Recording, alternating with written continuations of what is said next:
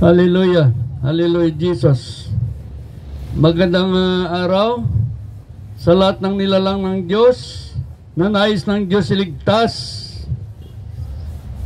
Kailangan mayroon tayong takot sa Diyos upang ganap ang ating kaligtasan. Kaya ang sabi dito sa Kawikaan, chapter 1, verse 7, ang pagkatakot kay Yahweh ay pasimula ng karunungan. Ang pagkatakot sa Diyos ay simula ng karunungan. Marunong na tayo umiwas sa lahat ng kasalanan. Marunong na tayo sumunod sa Diyos. At marunong na tayo matakot sa Diyos. Kaya ang pagkatakot kay Yahweh ay pasimula ng karunungan. Ang sabi sa Kawikaan, chapter 1, verse 2, sa pamagitan nito, ang tao ay magtatamo ng karunungan at pagkakaunawa sa mga salita puno ng aral sa buhay. Itinuturo nito ang matuwid na paraan ng pamumuhay, katwiran, katarungan, katapatan sa Diyos. Mabibigyan nito ng talino ang mga walang karanasan, at sa mga kabatay maturuan ng pasya, maturuan magpasya ng tumpak. Sa pamagitan nito, ang matalino ay lalong tatalino, at maging dalubhasa ay kakaunti ang kaalaman. Sa gayon, lubos nilang maunawaan ang mga kawikaan, gayon din ang mga bugtong ng mga pantas. Ang sabi sa verse 7, ang pagkatakot kay Yahweh ay pasimula ng karunungan. Kaya kapag natakot tayo sa Diyos, doon pa lamang nagsimula ang ating karunungan. Marunong na tayo matakot sa Diyos. Marunong tayo sumunod sa Diyos. Marunong na tayo umiwas sa lahat ng kasamaan at kasalanan. Tayo ay tinuturuan niya upang makamit natin ang tunay na kaligtasan. Hallelujah! Kaya ang sabi dito sa Isaias, tinuturuan niya tayo upang makamit natin ang tunay na kaligtasan. Kaya ang sabi dito sa Isaias chapter 44 verse 6, ay ganito naman ang sinasabi sa Isaias chapter 44 verse 6. Ang sabi ni Yahweh na makapangyarihan sa lahat, Hari na tagapagligtas ng Israel, ako ang simula at ang siya rin ang wakas. Walang ibang Diyos maliban sa akin, walang ibang Diyos.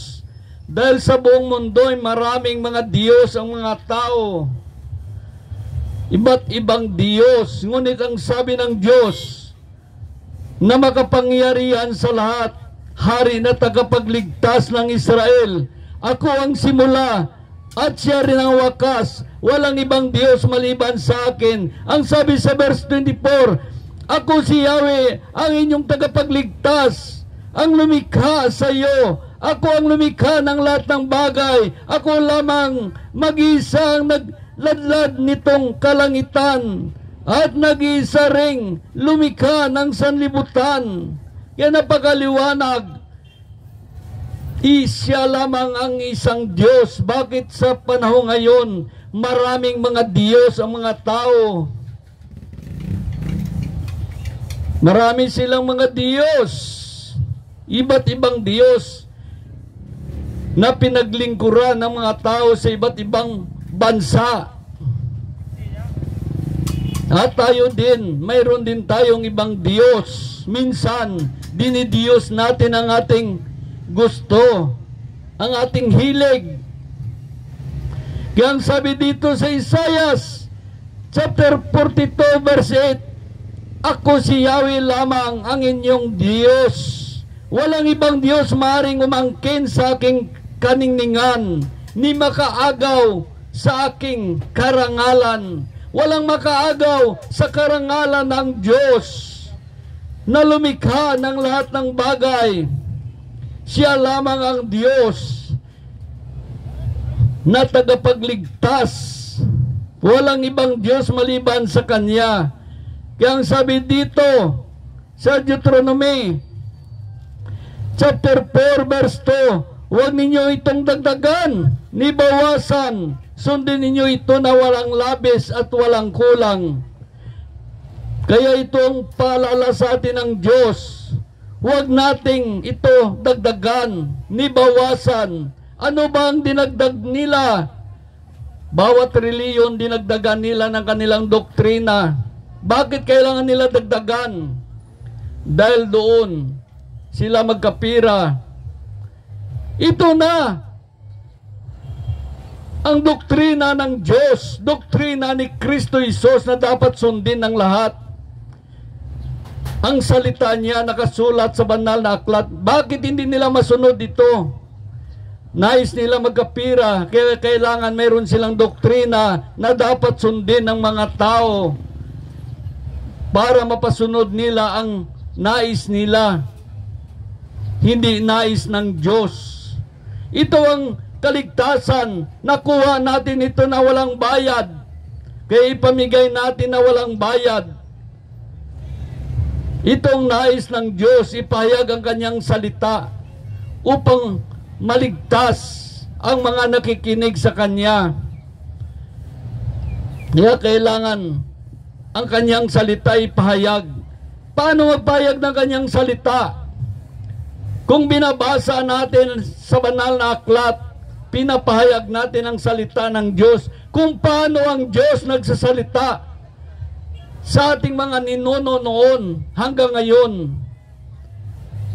Tulad ng batas sa gobyerno, kung ikwento mo lang ang artikulo, kinuwento mo lang. Ngunit kung basa mo ang buong artikulo, yan ay binasa mo ang batas ng gobyerno. Ganon din ang batas ng Diyos. Pag binasa mo ang buong bersikulo, ito'y batas ng Diyos. Diyos mismo ang nagsasalita sa inyo dahil binasa natin ang kanyang salita.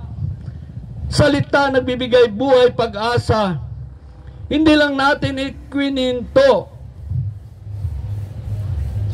Dahil kapag ikwento natin, hindi na yan salita ng Diyos. Salita na yan ng mga ngaral.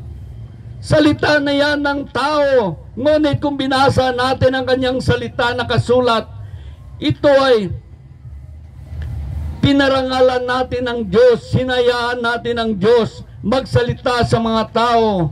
Hallelujah! Purihin ang Diyos. Kaya maraming mga tao, 2025 na ang nakaraan, marami pang hindi makasunod sa Diyos. Dahil hindi nila nasunod ang nais ng Diyos. Maraming mga lugar pag binasaan mo ng salita ng Diyos, nagugulat sila.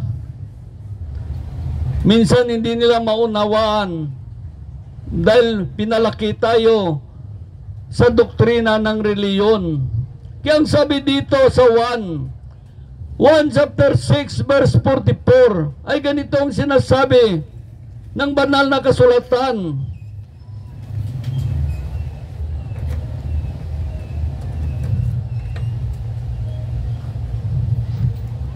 Napakaliwanag ang sabi dito.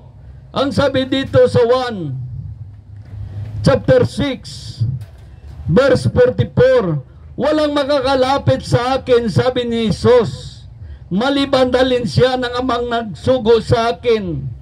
At ang lalapit sa akin ay muli kong bubuhayin.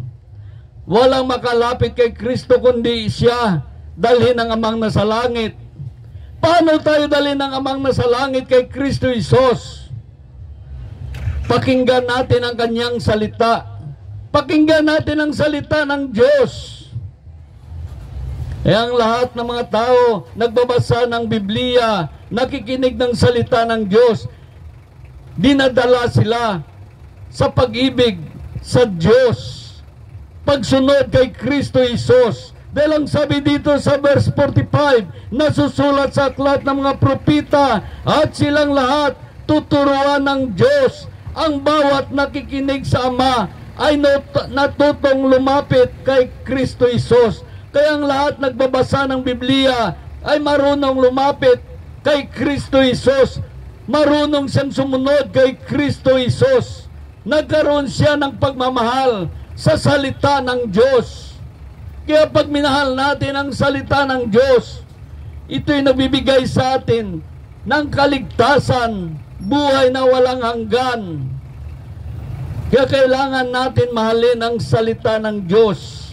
Dahil ang sabi naman dito, sa unang Timothy chapter 4, ay ganito sinasabi ng banal na aklat sa unang Timothy chapter 4, verse 6, ikaw ay magiging mabuting lingkod ni Kristo Isus kung itinuturo mo ito sa mga kapatid ng mga tagubiling ito. At habang tinuturo mo ito, dinudulutan mo rin ang iyong sarili ng pagkaing espiritual. Ang tunay na aral ang sinusunod mo. Itong tunay na aral, ang salita ng Diyos, nakasulat sa banal na aklat. Itong tunay na aral ng Diyos na itinuturo sa atin, hindi doktrina ng reliyon. Yan ay salita ng tao lang yan. Pinaganda, pinatamis.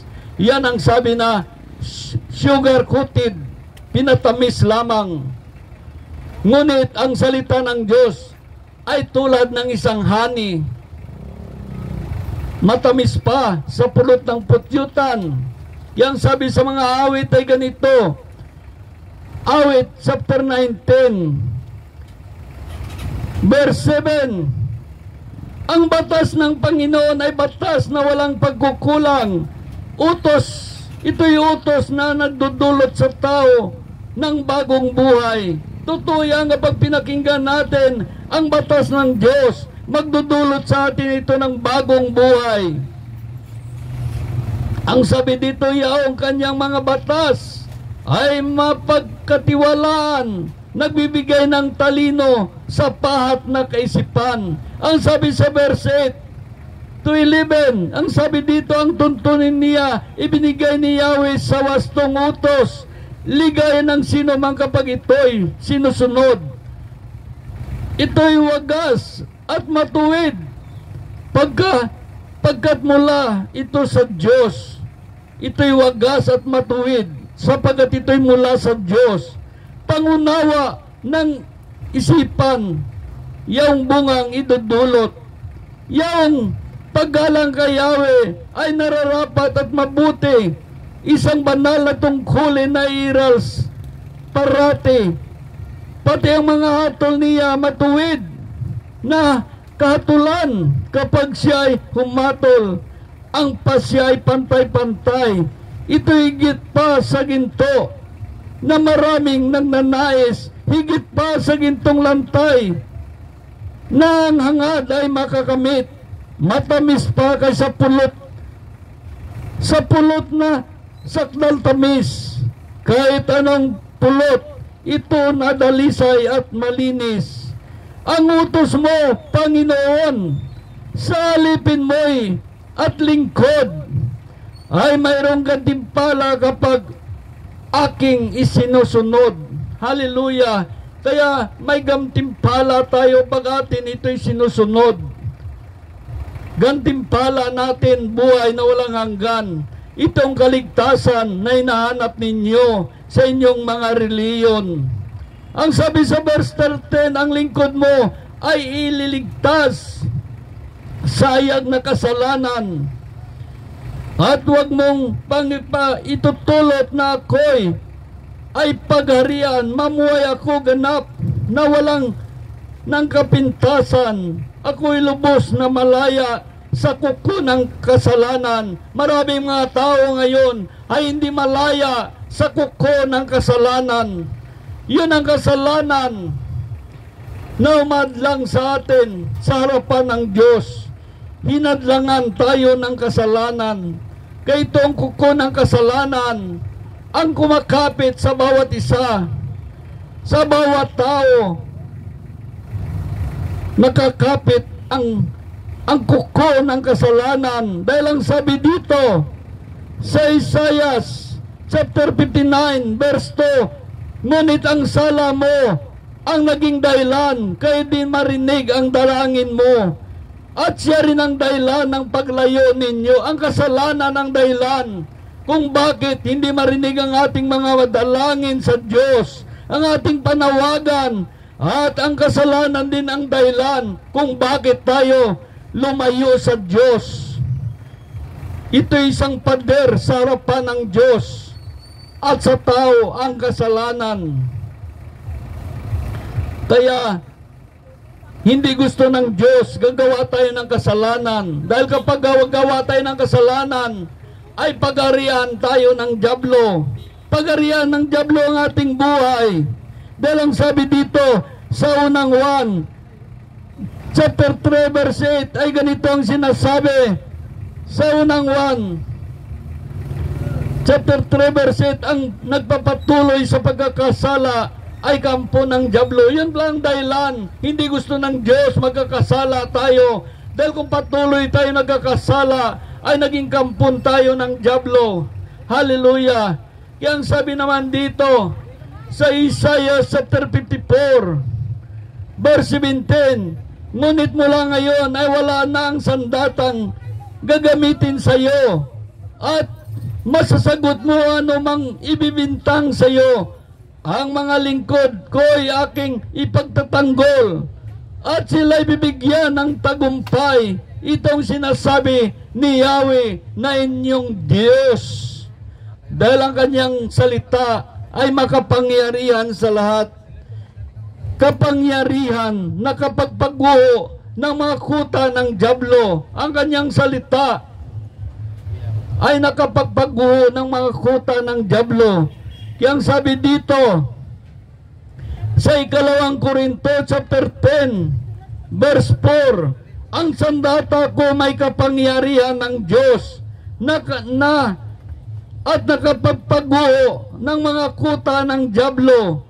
Hindi sandata ng sanlibutan. Sinisira ko mamaling pangatwiran. Sinusugpo ko ang mga nagmamataas laban sa Diyos. Binibiyag ko ang lahat ng isipan upang tumalima kay Kristo Jesus. Bakit kailangan bihagin kayo? Upang tumalima kay Kristo Jesus. Upang maligtas kayo. Dahil kung hindi kayo mabihag at tumalima kay Kristo Jesus, nagantay sa atin ang kapahamakan. Nagantay sa atin ang kapahamakan. Kaya ito ang salita ng Diyos ay makapangyarihan sa lahat. Sinisira ang lahat ng mga maling pangatwiran. Bakit kailangan sirain ng maling pangatwiran? Yun ay isang pagpakaligaw sa atin tungo sa katotohanan, tungo sa tunay na kaligtasan. Sinusugpo ko ang lahat nagmamataas laban sa Diyos. Marami ngayon nagmamataas laban sa Diyos. Tingnan mo ang nangyari sa California. Mga tao nagmamataas laban sa Diyos dahil sila ay mga bilyonaryo. Wala na silang pakialam. Parang mga Diyos sila. Lahat na gusto nila ay marating nila. Ano ngayon nangyari sa California? Dahil sila ay bayan na walang Diyos, sinunog ng Diyos ang California. Tulad nangyayari din sa Sodoma Gomora, sinunog ng Diyos ang Sodoma Gomora dahil ang syudad na Sodoma at Gomora ay walang mga Diyos. Ayaw kuminig sa Diyos, ayaw nila sundin ang Diyos.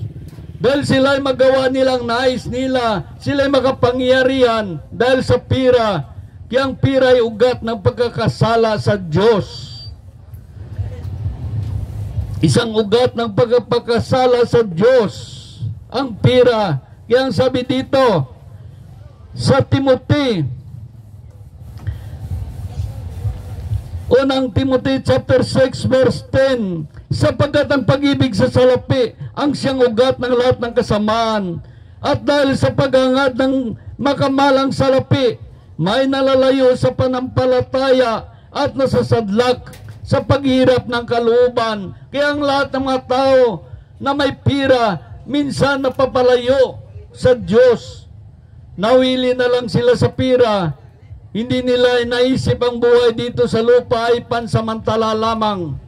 Sinusubok tayo kung saan tayo pwede sa langit at impyerno. Sinusubukan tayo kung sino palaga natin, Diyos ba o pira. Tama naman, kailangan natin ang pira, ngunit kailangan natin may Diyos ang ating buhay. Dahil papunta tayo lahat sa kamatayan. Kung may Diyos ang iyong buhay, pag namatay tayo, nandun ang kamay ng Diyos.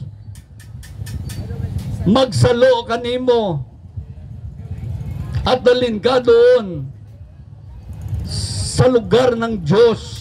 Ngunit tayo gumagawa ng kasalanan at sumusuway sa Diyos. Ang kamay ng dyablo nagantay sa atin pag namatay tayo. Dalawa lang ating patutungan, langit at impyerno. Ang totoong buhay natin ay sa kabilang buhay. Doon ang buhay na walang hanggan. Sa langit at buhay na walang hanggan. Kaparusahan sa impyerno. Kaya dapat maging marunong tayo sa pagpili. Ano ba ang piliin natin? 100 years na kaligayahan sa lupa at mapahamak tayo sa impyerno, o kaya magdurusa tayo dito sa lupa. Sa kabilang buhay doon naman tayo magsaya. Kaya maraming mga tao ngayon parang mamatay kung hindi niya maabot ang kasiyahan sa lupa. Dapat naisin natin ang kasiyahan sa langit na nagdudulot sa atin ng buhay na walang hanggan. Kaya maraming hindi makatakas sa Diyos. Hindi makatakas sapagkat ang kanyang salita ay makapangyarihan sa lahat. Kaya kapag marinig natin ang salita ng Diyos, parang hinahamak tayo, hindi. Binubuksan ng Diyos ang ating mga kasalanan upang makita natin at tingnan ang kapatawaran sa Diyos. Dahil nais ng Diyos, iligtas tayo.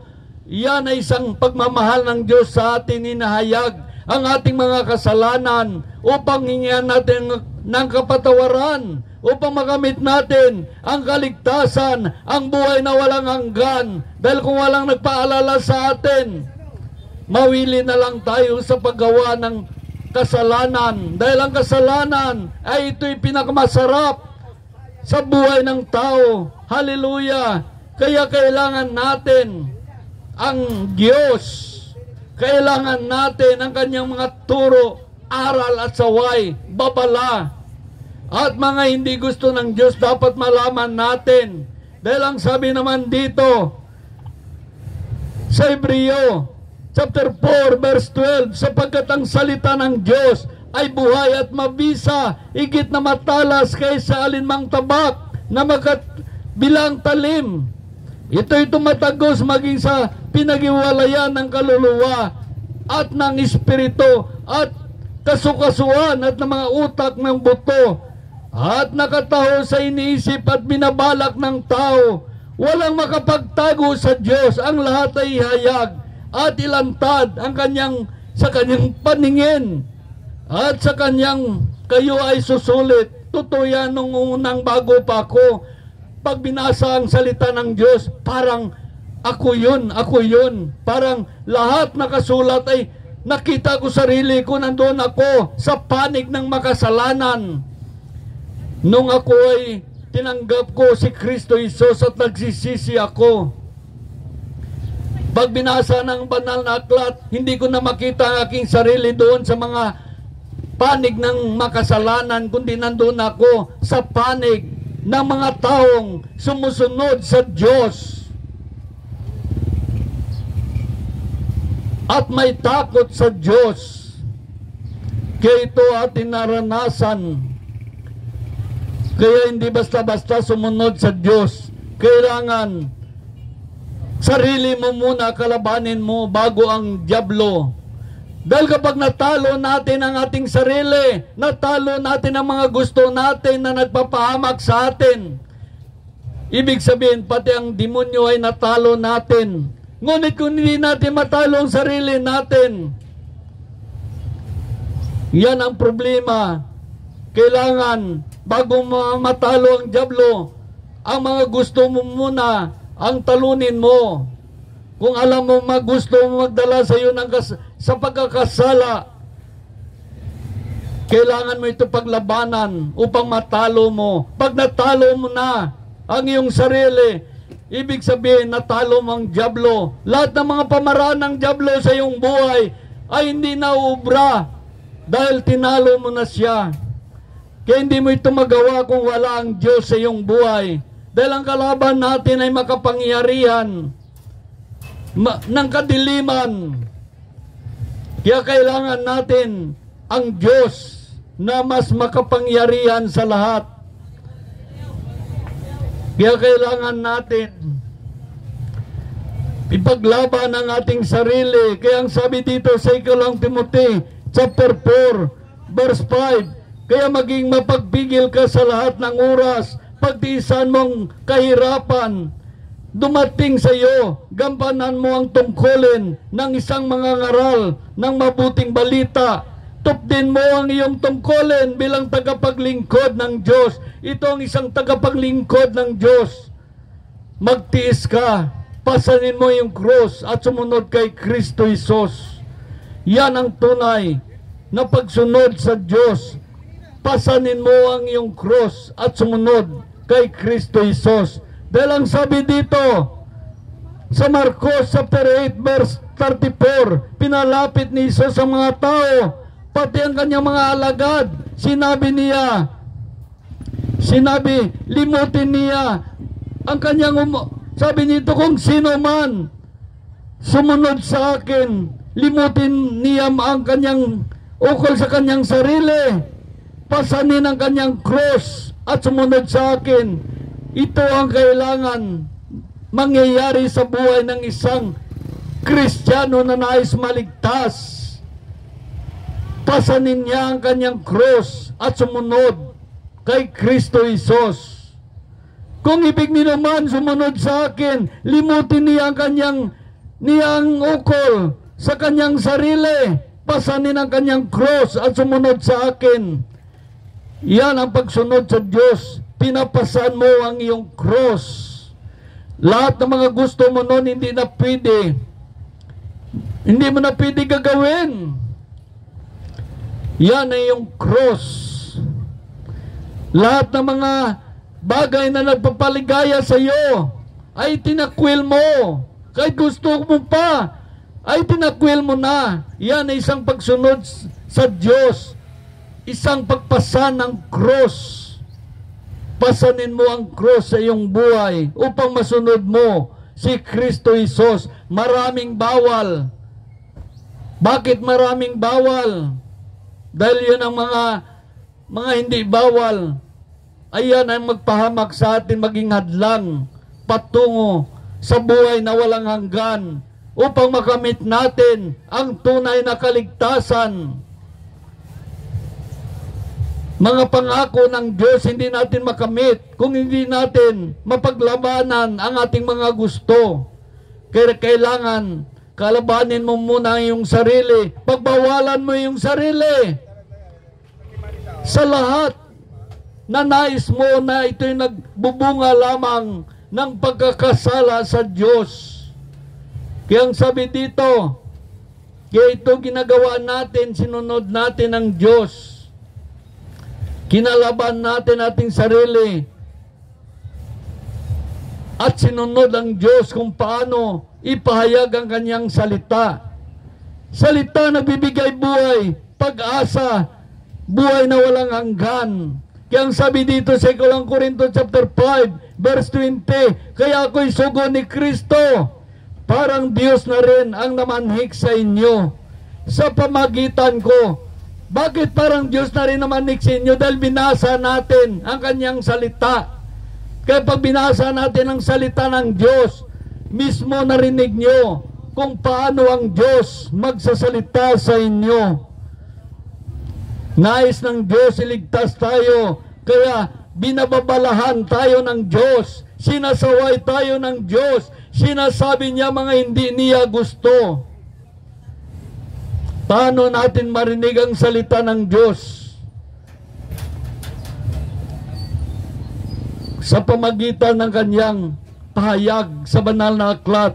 Kaya ang sabi sa Ikalawang Korinto, chapter 2 verse 5, chapter 5 verse 20, sa Ikalawang Korinto, kaya ako'y sugo ni Kristo, parang Diyos na rin ang namanhik sa inyo sa pamagitan ko. Kaya kaya binabasa natin ang salita ng Diyos. Dahil pag binabasa natin, Diyos mismo ang nagsasalita sa inyo. Ako isang trumpa lamang, ako isang mikropono lamang, ginagamit ng Diyos ang aking bunganga upang ihayag ang kanyang salita. Salita na bibigay buhay, pag-asa, buhay na walang hanggan. Kaya ang sabi naman dito, kaya mahalin natin ang salita ng Diyos. Ibigin natin ang salita ng Diyos. Bakit kailangan natin ibigin ang salita ng Diyos? Upang pagmahalin tayo ng Diyos. Upang ibigin tayo ng Diyos. Ibigin tayo ni Kristo Isos. Dahil ang sabi dito sa 1, chapter 14 verse 15, kung inibig ninyo ako, tuparin ninyo ang aking mga utos. Kung inibig natin ang Diyos, tuparin natin ang kanyang mga utos. Paano natin matupad ang kanyang mga utos kung hindi tayo nagbabasa, hindi naman tayo nakikinig? Kaya hindi talaga natin masunod ang Diyos. Kaya ang sabi dito sa 1, chapter 14, verse 23, ay ganito ang sinasabi, sumagot si Jesus, ang umiibig sa akin ay tumutupad ng aking salita. Ang umiibig sa Diyos, kay Kristo Isos, ay tumutupad ng kanyang salita at sa buhay. Ang sabi dito, ibigin siya ng aking Ama at kami ay sa Kanya, mananahan sa Kanya. Dahil kapag inibig natin ang salita ng Diyos, ibigin tayo ng Amang nasa langit, ibigin tayo ni Kristo Isos, at ang Espiritu Santo mananahan sa atin itong tunay na kaligtasan na hinahanap ninyo sa inyong mga reliyon. Ang salita ng Diyos nagbibigay buhay, pag-asa, itong sikreto kung nais nyo maligtas. Ibigin nyo ang salita ng Diyos. Dahil kapag inibig nyo ang salita ng Diyos, ibigin kayo ng Diyos na sa langit. Ibigin kayo ni Kristo Isos. At ang Espiritu Santo ay mananahan sa inyo. Ito yung kaligtasan kung sakaling magka-rapture man.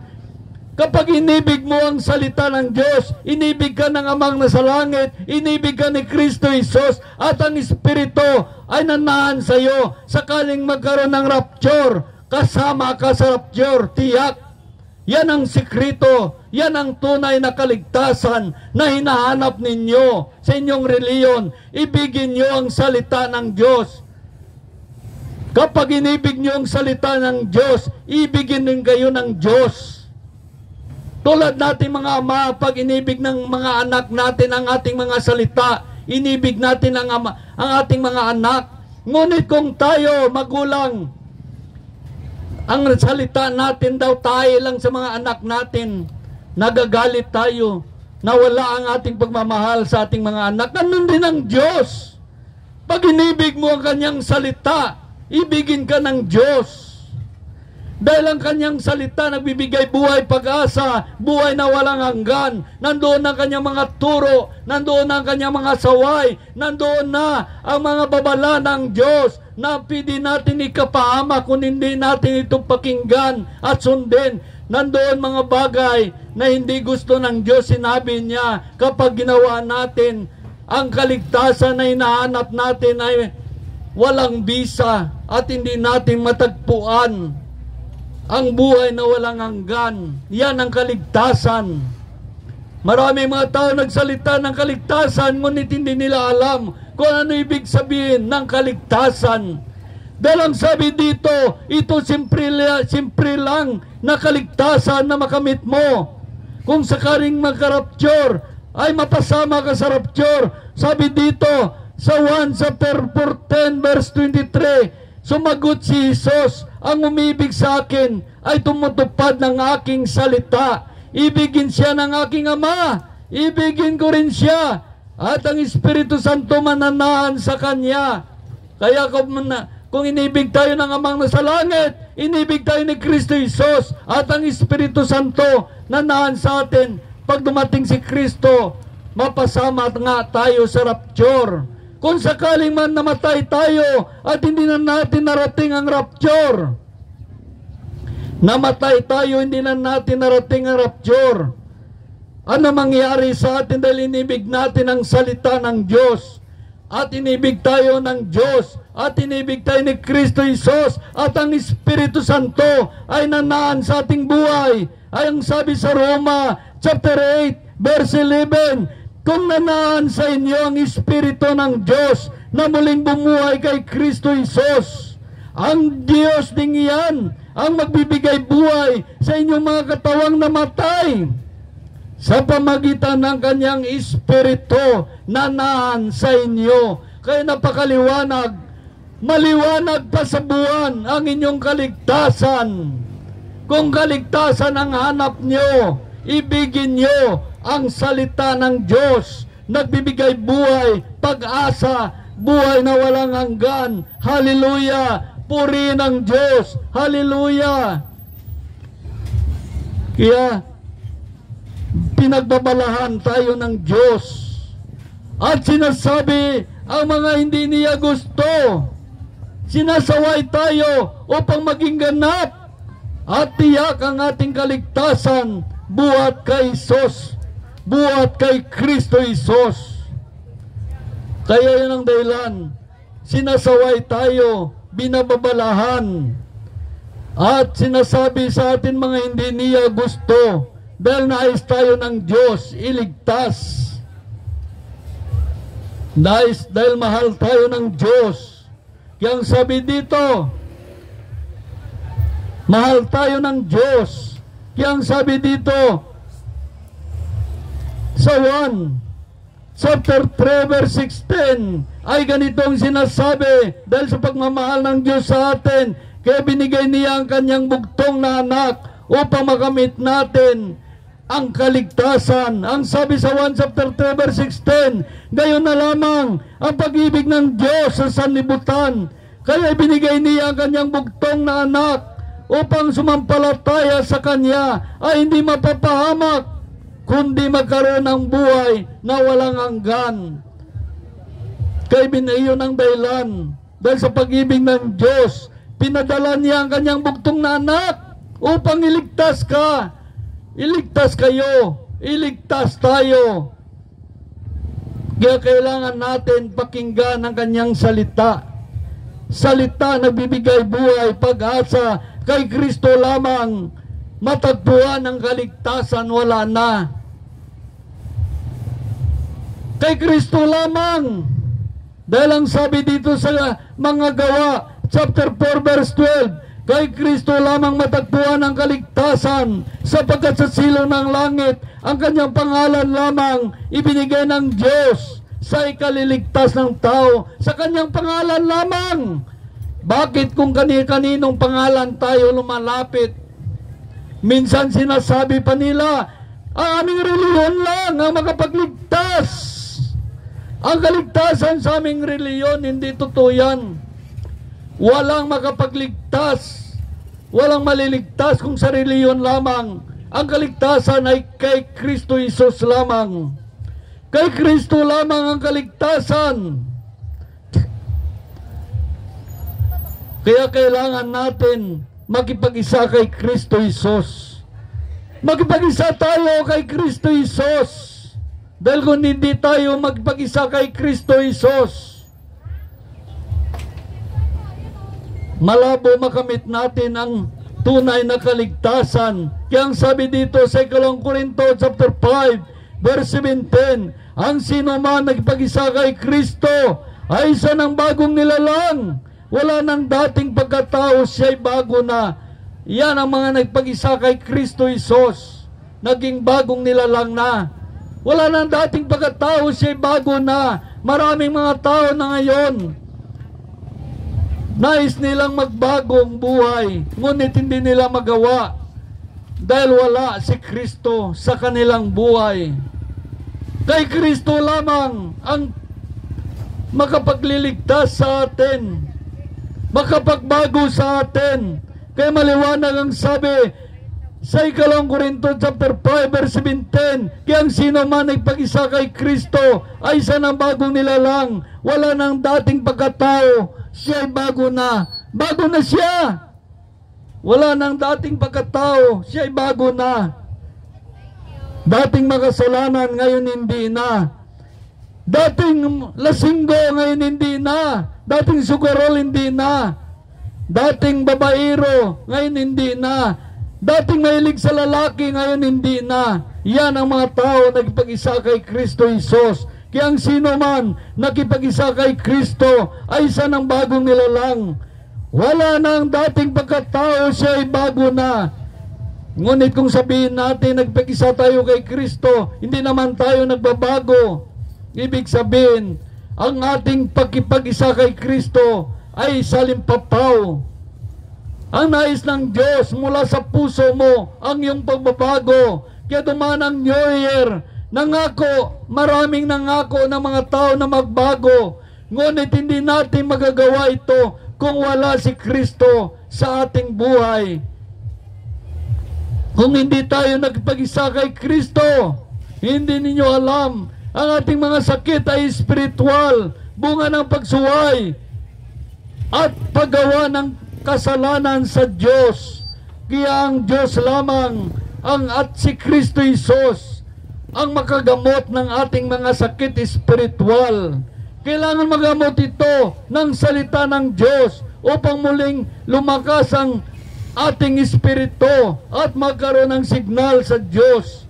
Kaya maliwanag ang sabi dito sa Mateo chapter 4 verse 24, hindi lamang nabubuhay ang tao sa pagkain, kundi sa bawat salita na lumalabas sa bibig ng Diyos.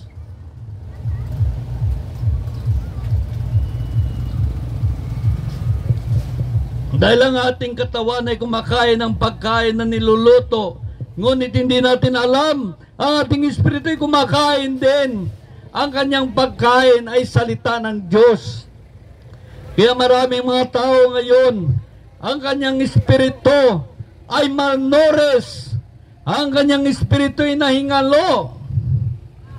Kaya walang gana ang kanyang espiritu kumain ng salita ng Diyos. Bakit? Dahil pinagarian siya ng kasalanan sa kanyang buhay. Kaya ayaw niya pakinggan ang salita ng Diyos. Kaya ang sabi dito sa Timothy chapter 4 verse 6, ikaw ay magiging mabuting lingkod ni Kristo kung itinuturo mo sa mga kapatid ang tagubiling ito. At habang itinuturo mo ito, dinudulutan mo rin ang iyong sarili ng pagkaing espiritual, ang tunay na aral, ang sinusunod mo, itong tunay na aral, ang salita ng Diyos. Salita nagbibigay buhay, pag-asa, buhay na walang hanggan. Kaya ang sabi dito sa unang Timothy chapter 4 verse 16, maging maingat ka sa iyong pagkilos at pagtuturo, patuloy mo ito isa sa gawa. Ang mga bagay na ito upang maligtas ka, pati ang nakikinig sa iyo. Kaya itong ginagawa namin lagi kami nangangaral ng salita ng Diyos upang maligtas kami. Yan ang dahilan bakit nangangaral kami, upang maligtas kami. Ganon din ang mga nakikinig at sumunod sa Diyos. Kaya sabi dito, patuloy mo isagawa ang mga bagay na ito upang maligtas ka, pati ang nakikinig sa iyo. Kaya ito ang ginagawa natin, nais namin maligtas. Kaya patuloy namin pinangaral ang salita ng Diyos, salita na bibigay buhay, pag-asa, buhay na walang hanggan. Kaya ang sabi sa Santiago chapter 1 verse 21, kaya talikdan ninyo ang inyong maruming gawa, alisin ang masamang asal at buong pakumbabang tanggapin ang salita ng Diyos nakatanim sa inyong puso. Ito ang makapagliligtas sa inyo ang salita ng Diyos ang makapagliligtas sa atin. Kaya ang sabi sa verse 22, mamuhay kayo ayon sa salita ng Diyos. Mamuhay tayo ayon sa salita ng Diyos. Dahil pinapakinggan natin ito at hindi naman isinasagawa, dinadaya lamang natin ang ating sarili. Napakalaga ang salita ng Diyos. Habang pinapakinggan natin ang salita ng Diyos, nililinis niya ang ating mga kasalanan. Dahil nahayag ang ating mga kasalanan. Pag nahayag na ang kasalanan natin, maisip natin, mapapahamak na ako kung patuloy kong gawin ito. Kaya tayo minsan nagdi-decide na itigil na, ihinto na ang ating paggawa ng kasalanan dahil nais natin maligtas. Dahil lahat na tao gusto naman maligtas. Ang problema lang, hindi natin alam kung paano, ano gagawin natin, kung paano tayo maligtas. Hindi natin alam kung ano ating gagawin. Kaya ang salita ng Diyos, ito'y nag-guide sa atin kung paano tayo maligtas. Dahil ang sabi dito, sa 1 chapter 15 verse 3, nilinis na kayo sa pamagitan ng salitang sinasabi sa inyo. Kaya ang sinasabi ng Diyos, ang kanyang salita, nililinis tayo dahil inahayag ang ating mga kasalanan. At tayo naman, nakita nga natin, mapahamak tayo. Kaya tinitigil natin, hinihinto natin ang paggawa ng kasalanan. Dahil kung patuloy tayo matigas, saan tayo pupunta pag namatay tayo? Tiyak ang kapahamakan sa impyerno. Kaya ito ang salita ng Diyos, nililinis tayo. Hindi natin kaya magbago, hindi natin kaya lumapit sa Diyos kung hindi natin marinig ang kanyang mga aral, ang kanyang mga payo at saway, ang kanyang mga babala, mga hindi gusto ng Diyos. Hindi natin alam kung paano sumunod sa Diyos. Tayo ay nililinis ng salita ng Diyos. Tayo ay nililinis ng dugo ni Kristo Jesus na nag-agos sa krus ng Kalbaryo. Binili tayo ng kanyang dugo na nag-agos sa krus ng Kalbaryo. Tinubos tayo ng kanyang dugo. Siya'y nagdurusa doon sa krus ng Kalbaryo. Nagpasa ng krus. Sinuntok, sinipa, dinuraan sa mukha at pinahiya, pinakahuyaan, sinampal, pinako sa cross. Ang kanyang kamay, binangkaw at nag-aagos ang kanyang dugo sa cross ng Kalbaryo upang iligtas ka, iligtas kayo, iligtas tayo ng Diyos dahil mahal tayo ng Diyos. Kaya alalahanin mo kaibigan, mahal tayo ng Diyos. Tayo lang ay hindi nagmamahal sa Diyos at hindi kumikinig at sumusunod sa Kanya. Mabuti pa ang dyablo, minahal natin, pinarangalan natin ang dyablo sa pamagitan ng paggawa ng kasalanan, sa pamagitan ng pagsuway sa Diyos. Kaya ang dyablo nag-aarakak, gaarakak siya sa harapan ng Diyos. Tingnan mo ang mga anak mo, hindi ikaw ang sinusunod, ako. Alalahanin natin, tinubos tayo ni Kristo Jesus ng kanyang dugo na nag-agos sa krus ng Kalbaryo. Dahil kung hindi tayo iniligtas ng kanyang dugo, lahat na tao sa ibabaw ng lupa ay mapaimpyerno. Dahil sa kanyang pagdurusa sa krus ng Kalbaryo, iniligtas tayo ni Kristo Jesus. Iniligtas tayo. Kaya ang sabi dito sa unang Korinto ay ganitong sinasabi sa unang Korinto chapter 6 verse 19. Sabi sa verse 20, binili niya kayo ng malaking halaga, kaya gamitin ninyo ang inyong katawan upang parangalan ng Diyos. Ang sabi sa verse 19, hindi ba ninyo alam ang inyong katawan ay templo ng Espiritu Santo at nasa inyo at tinanggap ninyo mula sa Diyos? Ang inyong katawan ay hindi na talaga inyo kundi sa Diyos. Binili niya kayo ng malaking halaga upang maliiligtas. Kaya dapat parangalan natin ang Diyos. Parangalan natin si Kristo Hesus. Pasalamatan. Dapat pasalamatan natin si Kristo Hesus. Parangalan natin ang Diyos. Kaya ang sabi dito sa Roma chapter 1 verse 21, maraming mga tao hindi nila kilala ang Diyos. Hindi man lang sila marunong magpasalamat sa Diyos. Ang sabi dito sa Roma chapter 1 verse 21, kahit kilala nila ang Diyos, siya hindi nila pinarangalan bilang Diyos, ni pisalamatan man. Hindi nila pinarangalan ng Diyos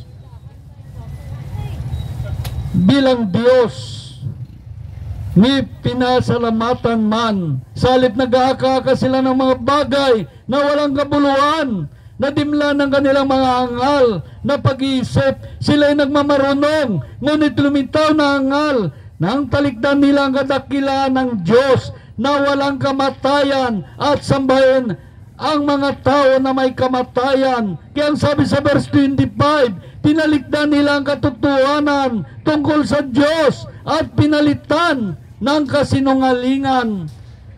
Kaya nakita natin, kaya tayo mga iniligtas ng Diyos, huwag tayo tumulad sa kanila.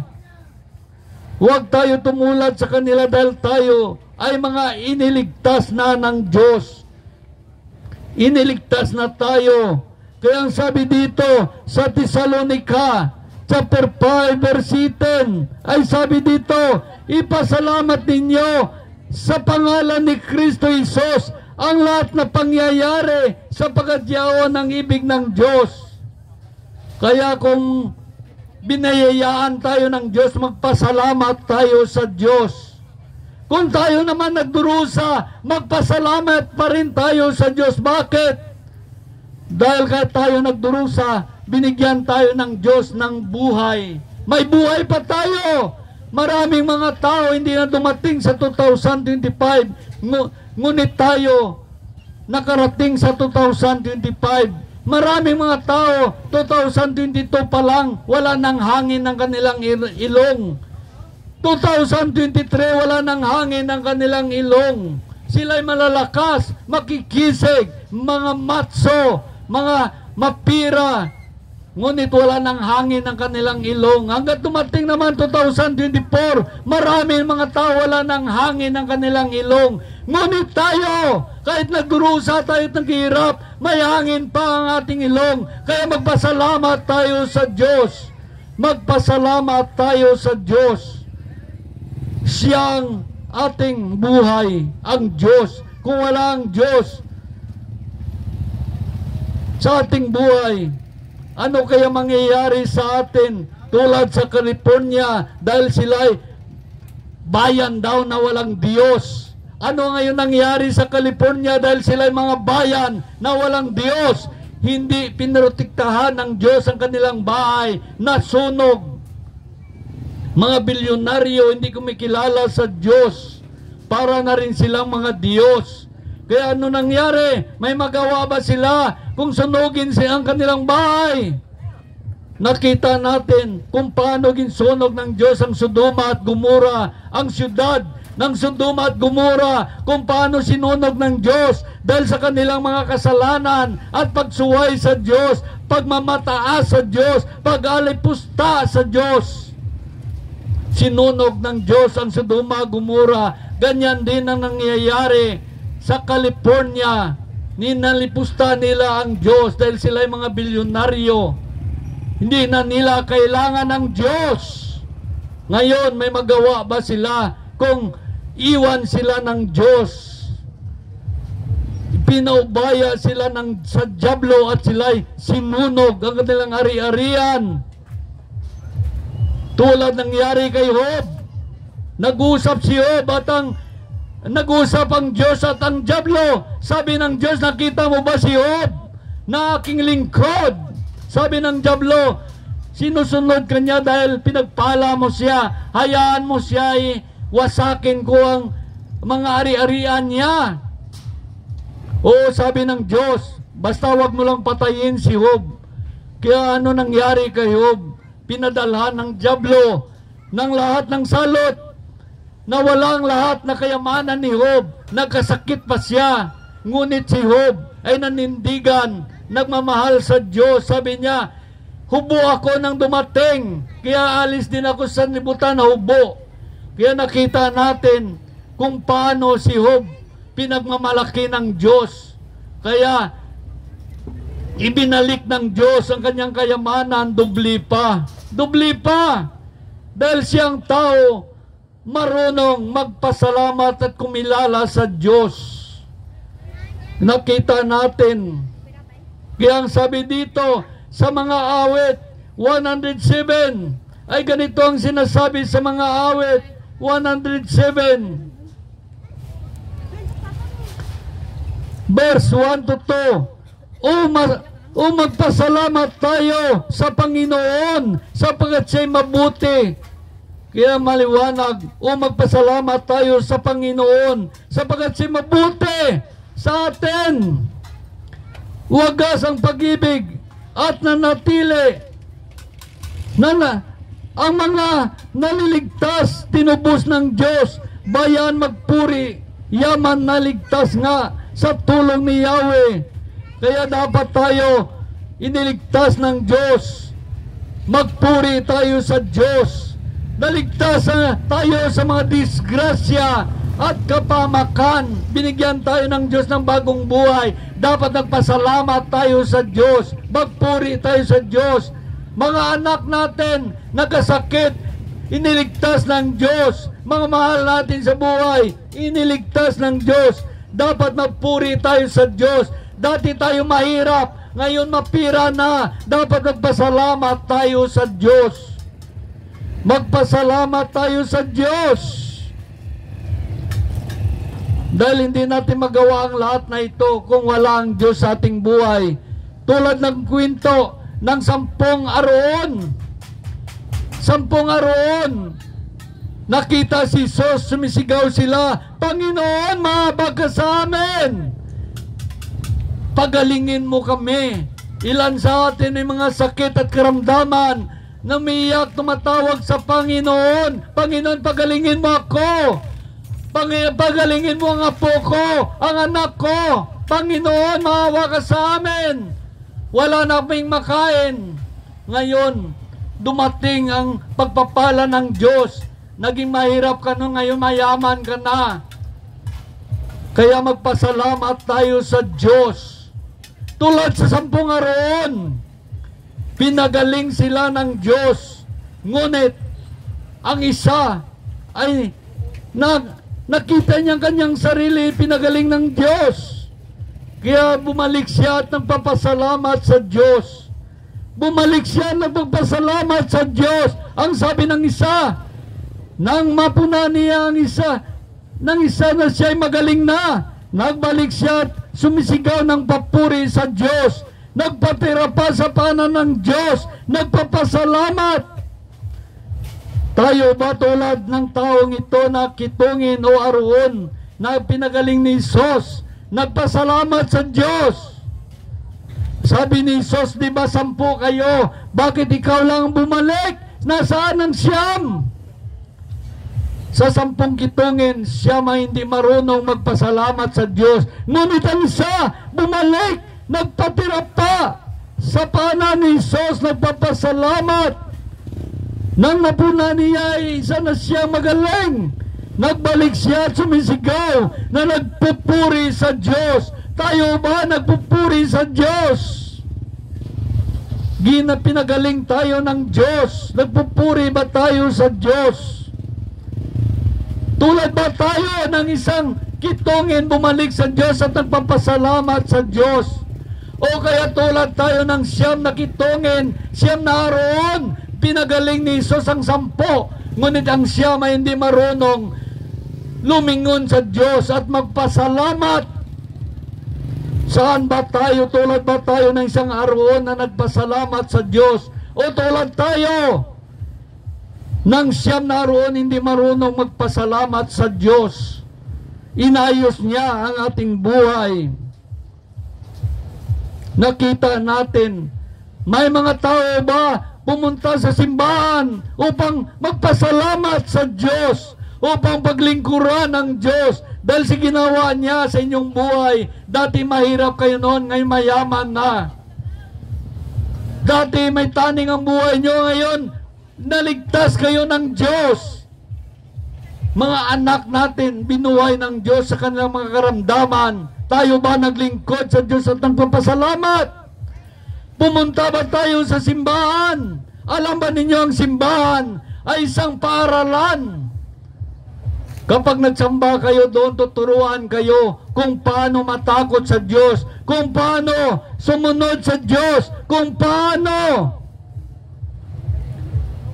magpasalamat sa Diyos. Tuturuan kayo doon. Kaya ang simbahan ay isang paaralan lamang upang malaman natin, upang masunod ang Diyos. Matuto tayo doon, maturuan tayo kung paano maligtas. Ang simbahan ay isang ospital lamang, ospital na may mga sakit espiritual. Nirerehab tayo doon at makinig ng kanyang salita, salita na nagbigay buhay, pag-asa, buhay na walang hanggan. Nililinis tayo ng salita ng Diyos. Kaya ang lahat na pupunta sa simbahan ay gumaling ang kanilang mga sakit espiritual. Tulad din namin, isa rin kami nakaranas noon. Naturuan kami kung paano sumunod sa Diyos. At gumaling ang aming mga sakit espiritual. Kaya maliwanag ang sabi dito sa 1 chapter 15 verse 3, nilinis na kayo ng salita na sinasabi sa inyo. Nilinis na tayo ng salita ng Diyos na sinasabi sa atin. Kaya dapat tulad tayo sa isang aroon. Nung gumaling siya, siya'y bumalik at sumisigaw ng papuri sa Diyos. Nagpatira pa sa paanan ni Kristo Jesus at nagpapasalamat sa Diyos sapagkat nilinis tayo ng kanyang habag, ng kanyang awa. Nilinis tayo sa ating mga kasalanan.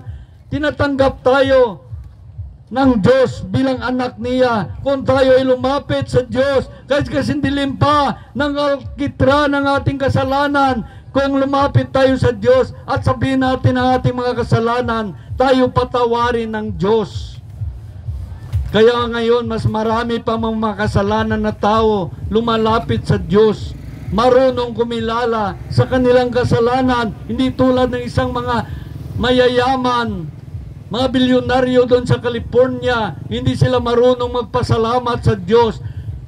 Bagkus tinakwil nila ang Diyos. Kaya ano nangyari sa kanila? Pinadalan sila ng Diyos ng kalalataan. Dahil ang nangyari sa California, ito ay isang parusa ng Diyos sa mga makasalanan upang mabuksan ang mga kaisipan ng mga nasa sanlibutan. Kita mo, malapit na si Kristo dumating. Hindi pa alam ng tao kumilala sa Diyos at sumunod sa Diyos. Nakita mo ngayon nangyari sa California. Marami doon nasunog ng mga bahay. Ang mga tao nag-ipon. Tausan ng mga tao nag-ipon. Nagpupuri sa Diyos. Nanalangin na sa Diyos. Nagmamakawa sa Diyos na itigil na ang apoy. At hindi lang sa California, pati sa ibang nasyon. Marami na ngayon kumilala sa Diyos. Ay, totoo pala ang kanilang Diyos. Totoo nga, yung mga nakonvert sa Christian, lalo naging mainit ngayon. At yung mga nag-alangan naman, gusto na nila lumapit sa Diyos dahil nakita na nila. Dahil ang nangyari sa California ay isang panawagan ng Diyos sa mga bansa na hindi kumikilala sa Kanya, na siya lamang Diyos na tagapagligtas, wala na ibang Diyos. Kaya lahat ng bansa ay mabot ang balita na yun pala ang totoong Diyos.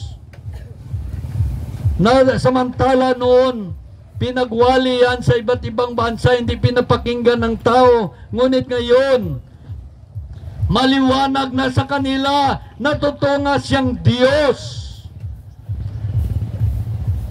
Diyos ng ating buhay. Kaya kailangan natin magpasalamat sa Diyos. Isa tayo nabubuhay hanggang 2025. Kaya magpasalamat sa Diyos. Sisigaw ng pasalamat sa Diyos. Purihin ang Diyos. Hallelujah! Hallelujah! Hallelujah, Jesus! Ibig sabihin ng hallelujah, purihin ang Diyos. Ibig sabihin ng hallelujah, dayawan ng Diyos. Kaya lahat tayo magpasalamat sa Diyos. Kung hindi tayo nagpapasalamat sa Diyos, tayo ay nagkakasala sa Diyos. Tulad ng karamihan na isang balasuba sa harapan ng Diyos. Hindi marunong magpasalamat sa Diyos. Kaya ang sabi sa Roma chapter 1, verse 21, ay ganito sinasabi, kahit nakilala nila ang Diyos, siya di nila pinarangalan bilang Diyos, ni pinasalamatan man. Sa halip, naghahaka sila ng mga bagay na walang kabuluhan at nadimla ng kanilang mga hangal na pag-iisip. Sila'y nagmamarunong, ngunit lumitaw na hangal. Nakita natin tulad ng pagkakilala mo sa presidente. Kilala mo ang presidente, ngunit kilala ka ba niya? Kilala ka ba ng presidente? Ngunit alalahanin mo, kilala ka ng Diyos. Lagi binibigyan niya ng hangin ang ilong mo. Dahil kung hindi binibigyan ng Diyos ng hangin ang ilong mo, ngayon isa ka ng malamig na bangkay. Tulad ng nangyari sa mga tao, hindi nakarating 2025. 2022, marami na walang hangin ang kanilang ilong. 2023, wala nang hangin ang kanilang ilong. 2024, wala nang hangin ang kanilang ilong. Kaya magpasalamat tayo sa Diyos. May hangin ang ilong pa natin. Nakarating tayo sa 2025. Kaya wag nating pagmalaki ang ating kayamanan. Tulad ng nangyari sa California, pinagmalaki nila kanilang kayamanan at halos hindi nila kilalanin ang Diyos. Dahil ang sabi nila, yumaman ako ang may gawa nito. Siya daw ay may gawa ng kanyang kayamanan. Totoo naman. Ang hindi mo alam, hindi nila alam. Ano kaya kung hindi suplayan ng Diyos ang hangin ng ating ilong? Buhay pa kaya tayo? Kaya sa bawat takbang ng ating mga paa, sa bawat hinga natin, ang Diyos ang ating kasama. Dahil kung hindi tayo samahan ng Diyos, tanggalin niya ang hangin sa ilong mo, wala kang magagawa. Isa ka ng malamig na bangkay. Hindi ka na paghanap buhay. Kung bigyan ka ng sakit na stroke ka, maging isang inutil ka na lang, pakainin na lang. Kaya hindi mo masabi na ikaw ang may gawa. Dahil una, bawat hakbang mo ay may hangin ang ilong mo. Tingnan mo, sumakbang ka ng 10 hakbang. Wag bigyan ng hangin ang ilong mo. Hindi ba matumba ka na? At kung tuloy-tuloy hindi ka bigyan ng hangin ng ilong mo, wala kang magagawa kung wala ang Diyos.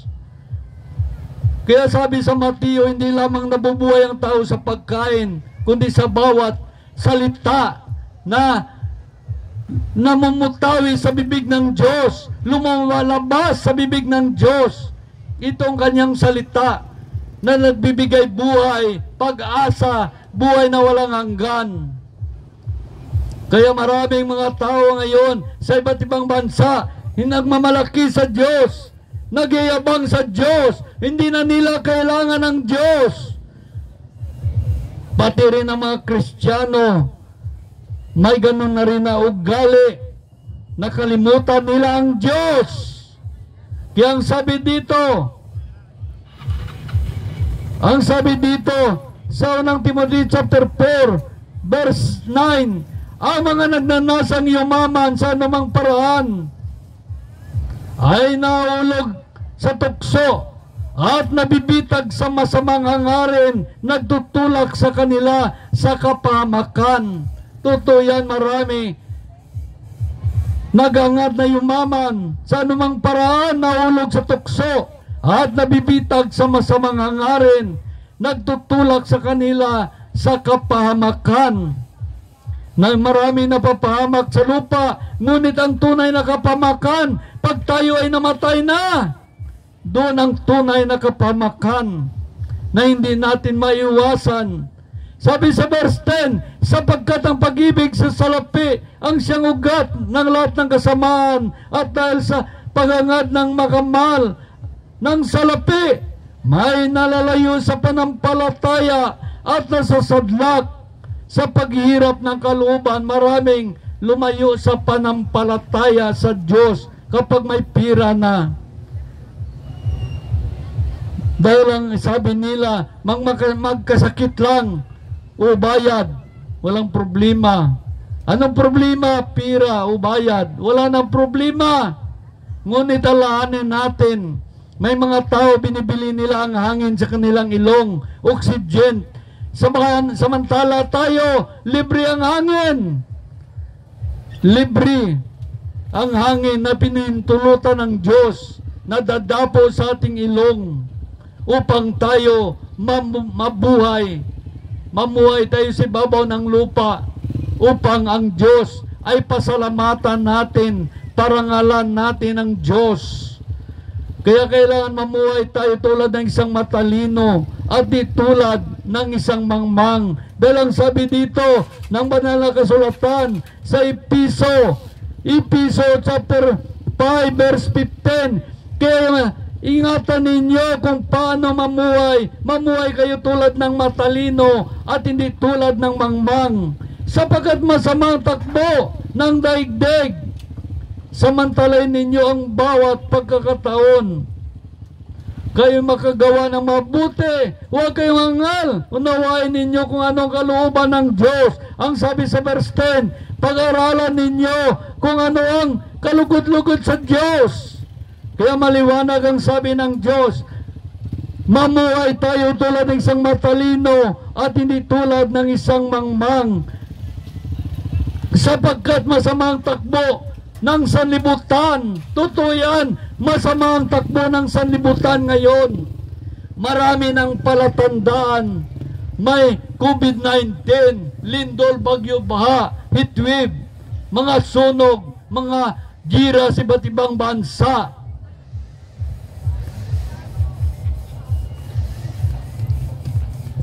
Kaya sabi ng Diyos, mamuhay tayo tulad isang matalino at hindi tulad ng isang mangmang, dahil masama ang takbo ng panahon.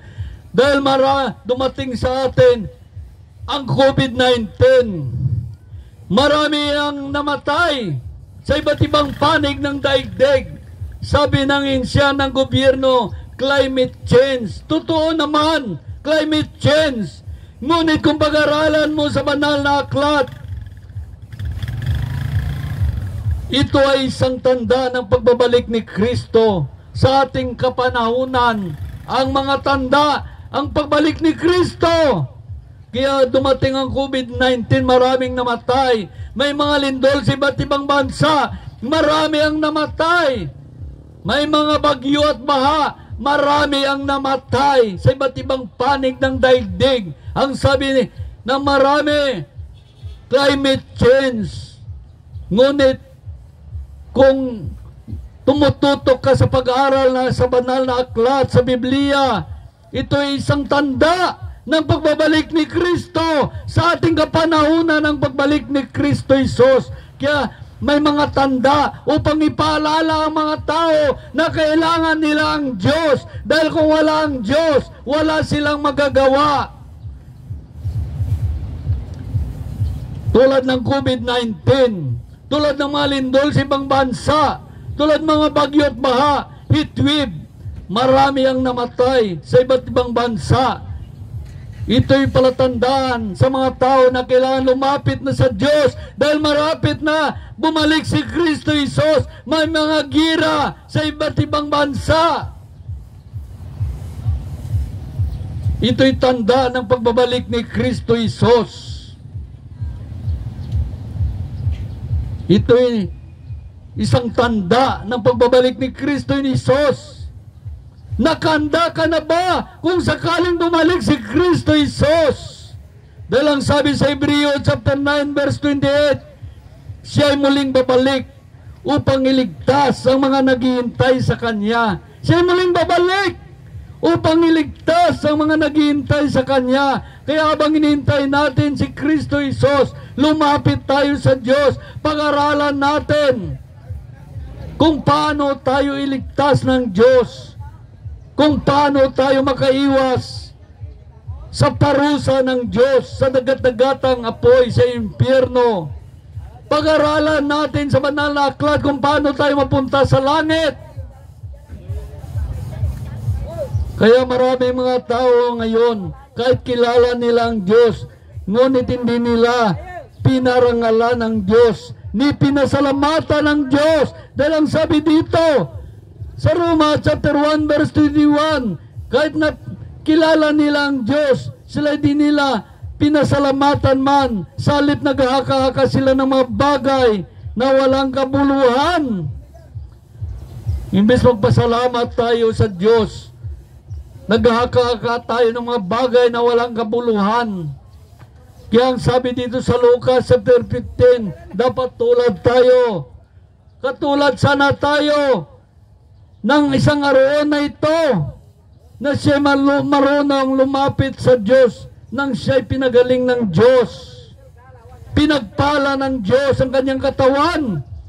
Sabi sa Lucas chapter 17 verse 15, nang mapunan ng isa, siya'y magaling na. Nagbalik siya at sumisigaw ng papuri sa Diyos. Nagpatira pa sa paanan ni Hesus at nagpapasalamat sa Diyos. Lagi ba tayo nagpapasalamat sa Diyos ng buong puso? O kaya hindi lang tayo marunong magpasalamat sa Diyos? O kaya tulad tayo ng iba na isang balasuba sa harapan ng Diyos, hindi marunong magpasalamat sa Diyos. Kaya ang sabi dito sa Kolosas, sabi sa Kolosas ay ganito, Kolosas chapter 2 verse 6 ay ganito sinasabi, yaman tinanggap ninyong Panginoon na si Kristo, mamuhay kayo sa paraang karapat-dapat sa Kanya, manatili kayo sa Kanya, isalig sa Kanya ang inyong buhay, magpakatibay kayo sa panampalataya itinuturo sa inyo, at laging magpasalamat sa Diyos. Lagi tayo magpasalamat sa Diyos. Kaya ang sabi dito sa Pilipos chapter 2 verse 13 to 15 ay ganito sinasabi, sapagkat ang Diyos ang nagbibigay sa inyo ng pagnanasa at kakayahang may sagawa ang kanyang kalooban. Gawin ninyo ang lahat ng bagay na walang tutol o pagtatalo upang ang Diyos kayo'y maging ulirang ang mga anak ng Diyos, malinis na walang kapintasan sa gitna ng mga taong liko at masama. Sa gayon, magsisilbing kayong ilaw sa kanila tulad ng tala nagniningning sa kalangitan. Tulad ni David, siya ay nagpupuri sa Diyos. Nagpupuri si David sa Diyos.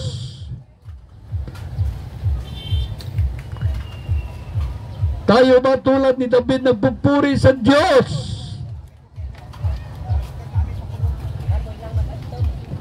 Si David ay laging nagpupuri sa Diyos at nagpapasalamat sa Diyos. Dahil sa kanyang pagpupuri at pagpasalamat sa Diyos, si David ay nasa puso ng Diyos. At kinalulugdan ng Diyos si David. Dahil ang sabi dito sa ikalawang Samuel, chapter 6, verse 16, tingnan natin kung paano si David magpuri sa Diyos. Nang sila'y pumasok sa lungsod, si David nooy naglundag-lundag, nagsasayaw. Nadungawan ni Michal na anak ni Haring Saul. Hindi niya ito kinatuwa. Si Michal ay asawa ni David. Nakita niya si David na pumasok sa lungsod, naglundag-lundag, nagsasayaw, at nagpupuri sa Diyos. Sinabihan siya ni Nicole ng masama. Ganon din ba tayo? Pag makita natin ang mga tao, mga Kristiyano, naglundag-lundag, nagpupuri sa Diyos, sa papasalamat sa Diyos, pagsabihan ba natin sila parang baliw? Daumang. Isa ba tayo tulad ni Michal? O kaya tulad tayo ni David, nagtalon-talon, nagsasayaw, nagtumbo-tumbo sa pagdayaw sa Diyos, pagpupuri sa Diyos? Tulad ba tayo ni David? O kaya tulad tayo ni Michal, na kinuntyaan niya si David? Alam mo ba ang nangyari? Sabi, nang umuwi si David, sabi sa verse 20, pag-uwi ni David upang kumustahin ang kanyang sambayan, sinalubong siya ni Michal. Binati niya si David ng ganito, dakilang araw, ito ang hari ng Israel na parang baliw, nagsasayaw sa harapan ng alipin na babae at sa kanyang mga tauhan. Ang sabi sa verse 21, sumagot si David, ginawa ko yan sa harapan ng Diyos na si Yahweh. Dahil sa laki ng kagalakan, sa halip ng iyong ama, ang kanyang sambayan, ako'y ang pinili niya upang mamahala ng Israel. Patuloy ako magsasayaw upang parangalan ang Diyos na si Yahweh. At gagawa pa ako ng mas masahol dito sa paningin mo. Ako ay naging sa paningin mo, ako ay dahil sa aking ginawa ay isang hamak sa paningin ng mga babae at sarapan ng mga tao at sarapan ng Diyos. Ako ay isang marangal. Marangal ang ginawa ko. Nagpupuri ako sa Diyos. Nagpapasalamat ako sa Diyos. Kaya nangyari kay Michal, inalipusta ni Michal ang Espiritu ng Diyos. Inalipusta niya. Kaya ang sabi sa Marcos chapter 3 verse 28, tandaan ninyo ito, maaaring pagpatawad sa mga tao ang lahat ng kasalanan, panalait nila sa Diyos. Ngunit ang sino man lumalait sa Espiritu Santo ay hindi mapapatawad ang kanyang kasalanan at hindi mapapawi kailanman. Hindi mapatawad ang kasalanan ng isang tao na lumalait sa Espiritu Santo. Tulad ni David, nagtalon-talon siya. Siya'y sinandiban ng Espiritu Santo, nagtalon-talon, nagpupuri sa Diyos, nagadayaw sa Diyos. Ginsambalan ni Michal na parang baliw, daumang. Isa ba tayo tulad ni David na nagtalon-talon, nagpupuri sa Diyos, nagpapasalamat sa Diyos? O tulad tayo ni Michal na kinuntsyahan, pinagsabihan na hindi mabuti si David? Nakita natin maraming mga tao tulad ni David at maraming mga tao naman tulad ni Michal, tulad ng papayag ng salita ng Diyos. Hindi alam ng mga tao, hindi mo ito magawa kung wala sa iyo ang Espiritu ng Diyos. Dahil ang sabi dito sa unang Tesalonica chapter 4 verse 8, kaya ang sino man umahamak sa aral na ito ay umahamak hindi sa tao. Hindi ka umahamak sa nagsasalita. Sabi dito, kaya ang sino man umahamak sa aral na ito ay umahamak hindi sa tao, kundi sa Diyos. Siyang nagkaloob sa atin ng kanyang Espiritu Santo. Kaya sa Diyos ka humahamak, hindi sa tao na nagkaloob sa atin ng kanyang Espiritu Santo. Kaya pag hinamak natin ang Espiritu Santo, tulad ni Nicole, na asawa ni David, hinamak niya ang Espiritu Santo.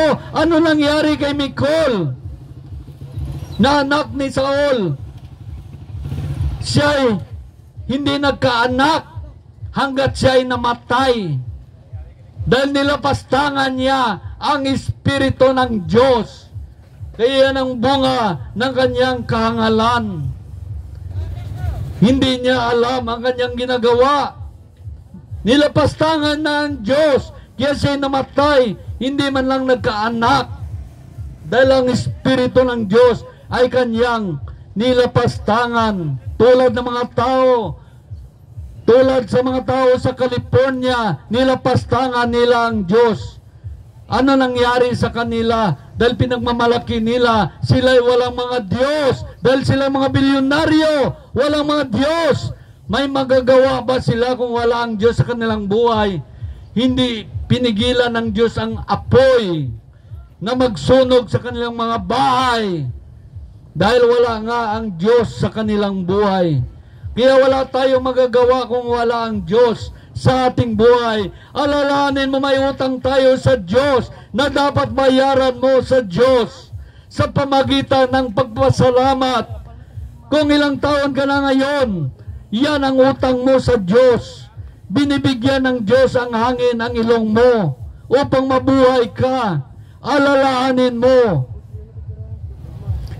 mahal ka ng Diyos. Siyang tunay nagmamahal sa iyo. Dahil kung hindi bigyan ng hangin ng Diyos ang ilong mo, tiyak isa ka ng malamig na bangkay.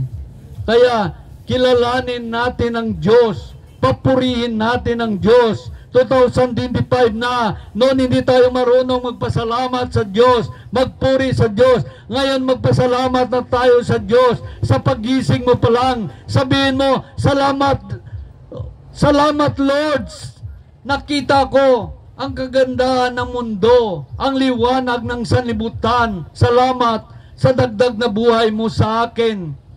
Kaya kailangan natin magpasalamat sa Diyos. Mangin sa pagkain natin, magpasalamat tayo sa Diyos. Dahil binigyan tayo ng Diyos ng biyaya upang makakain. Upang may makain tayo. Kaya kailangan natin pasalamatan ang Diyos. Kaya ang sabi dito sa mga awit, chapter 68, ay ganito, verse 9-10. Sabi dito, purihin ang Panginoon, ang Diyos natin nagliligtas at may dala araw-araw ng pasanin nating hawak. Ang ating Diyos ay isang Diyos na ang gawa ay magligtas. Si Yahweh ang Panginoon, Panginoon nating lahat. Sa bingit ng kamatayan, hinahango tayo at iniligtas. Kaya purihin natin ang Diyos. Tulad ng isang aroon, 10 sila na mga kitungin, 10 aroon. Isa lamang ang bumalik sa Diyos at magpasalamat. Sabi ni Jesus, nasaan ang siyam?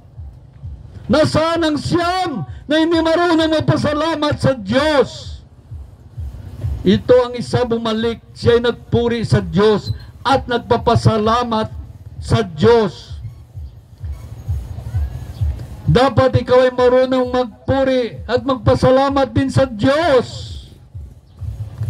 Pasalamatan natin ang Diyos sa kanyang kabutihan sa ating buhay. Pasalamatan natin ang Diyos sa kanyang kabutihan sa atin, sa pamagitan ng pakikinig ng kanyang salita, sa pamagitan ng pagkatakot sa kanya, sa pamagitan, hayaan natin ang Espiritu Santo sa ating buhay. Huwag natin hadlangan. Dahil ang sabi dito sa unang Tesalonica, chapter 5, verse 9-10, huwag ninyong hadlangan ang Espiritu Santo Sabi sa verse 20, huwag ninyong hamakin ang anumang pahayag mula sa Diyos. Ang sabi sa verse 21, suriin ninyo ang lahat ng bagay at pulutin ang mabuti. Sabi sa verse 22, lumayo kayo sa lahat ng uri ng kasamaan. Ang sabi sa verse 23 to 25 ay ganito, naway lubusan kayong pakabanalin ng Diyos na siyang nagbigay ng kapayapaan sa bawat puso, sa bawat isip, sa bawat buhay ng tao, at naway panatilin ninyo na walang kapintasan ng buong ninyong katauhan, ang espiritu, kaluluwa at katawan, hanggang sa pagparito ng ating Panginoong Jesucristo. Tapat at tumatawag sa inyo, gagawin niya ang mga bagay na ito. Kaya magpasalamat tayo sa Diyos. Pasalamatan natin ang Diyos. Ito aminwale, hindi ito isang reliyon. Ito isang relasyon sa Diyos. Dapat marunong tayo makipagrelasyon sa Diyos. Marunong tayo magpasalamat sa Diyos. Dapat tayo ay maging adik sa Diyos.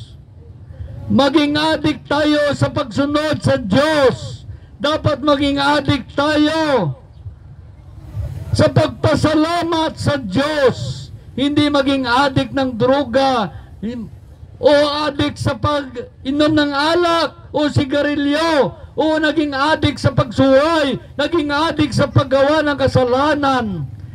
Dapat maging adik tayo sa pagsunod sa Diyos. Sa pagsunod sa kanyang kalooban, dapat maging adik tayo. Upang kalugod-lugod tayo sa Diyos, maging adik tayo sa pagpasalamat sa Diyos. Yan ang pagkaadikan ninyo, ang pagsunod sa Diyos, ang pagkilala sa Diyos, paghanap sa kanyang kalooban, at magpasalamat, magpuri sa Kanya. Kaya dapat ganon tayo. Hindi tayo maging adik sa paggawa ng kasalanan, kundi maging adik tayo sa pagsunod sa Diyos. Kaya ang sabi dito sa mga awit chapter 56, ay ganito naman sinasabi sa awit chapter 56,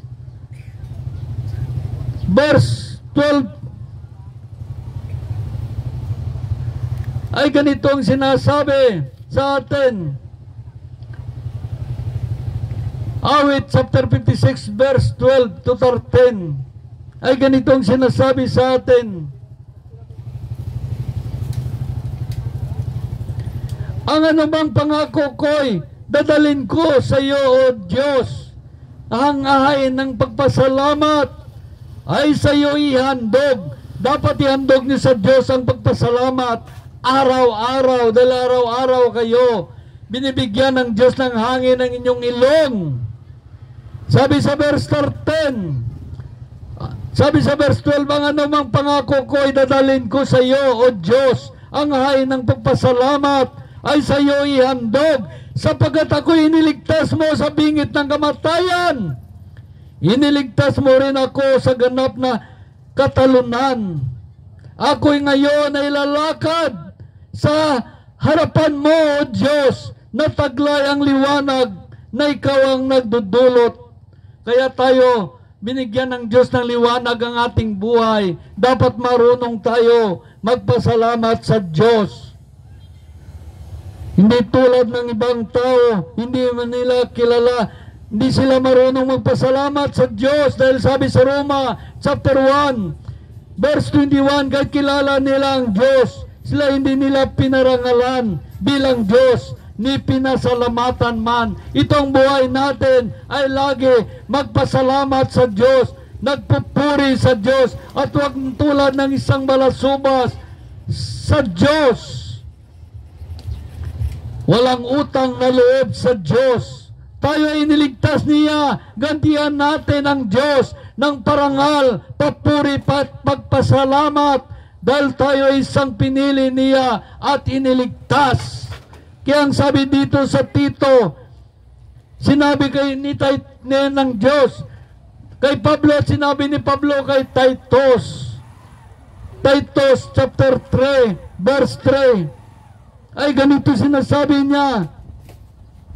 Noon na tayo ay naglihis ng landas dahil sa ating kamangmangan at katigasan ng ulo, naging alipin tayo ng sari-saring damdamin at lahat ng uri ng kalayawan dahil sa atin ang kasamaan, masamang isipan at pagkainggit at tayo'y kinapuputan ng iba at sila naman napuput sa atin. Ngunit nang mahayag ng kagandahang loob at pag-ibig ng Diyos na ating tagapagligtas, tayo iniligtas niya, natamo natin ito hindi dahil sa ating mabuting gawa, kundi sa kagandahan, sa habag ng Diyos, kagandahang loob ng Diyos. Naligtas tayo at ipinanganak muli sa Espiritu ng Diyos na siyang luminis at nagbibigay ng bagong buhay sa atin sa pamagitan ng ating tagapagligtas na si Kristo Jesus. Binuhos sa atin ng Diyos ang Espiritu Santo upang tayo'y pakabanalin sa pag-ibig at makamtan natin ang buhay na ating inasahan.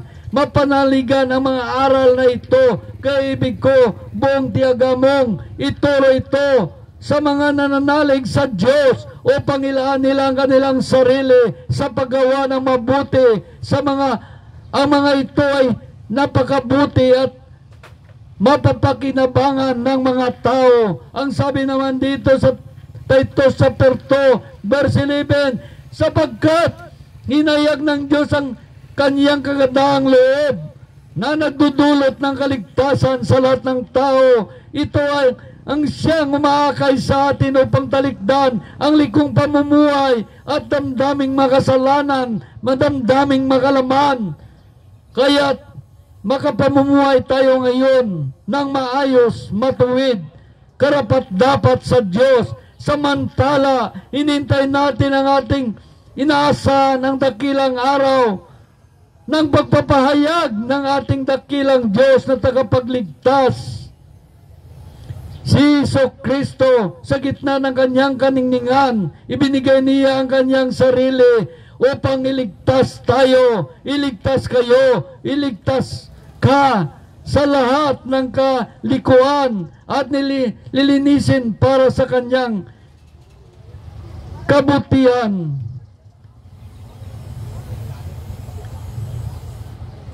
At talaga gumawa ng mabuti sa Diyos. Ipayag mo ang lahat ng ito at gamitin mo ang buong kapangyarihan sa pagpalakas ng loob at sa mga saway sa iyong tagapagkinig.